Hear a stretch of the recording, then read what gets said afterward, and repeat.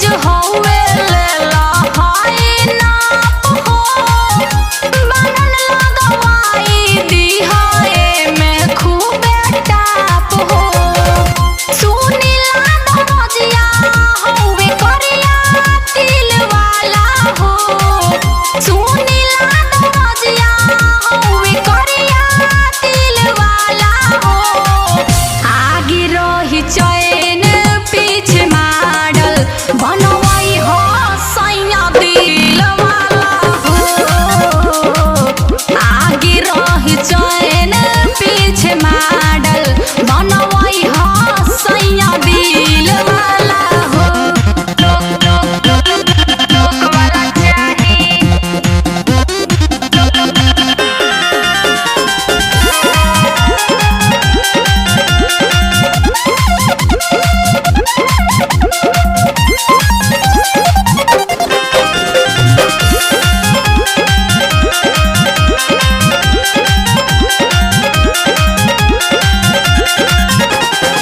writer दीपक हरदम fashion में रहब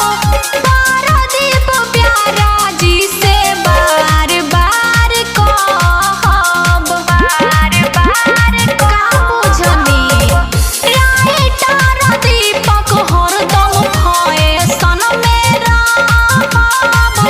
पारादीप प्यारा जी से बार बार कहब रानी के जमोता दुकान सुनील वाला हो रानी के जमोता दुकान सुनील वाला हो आगे रही चैन पीछे माडल बनवाई हो सैया दिल वाला हो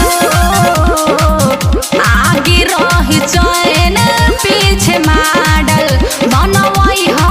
सैया दिल वाला हो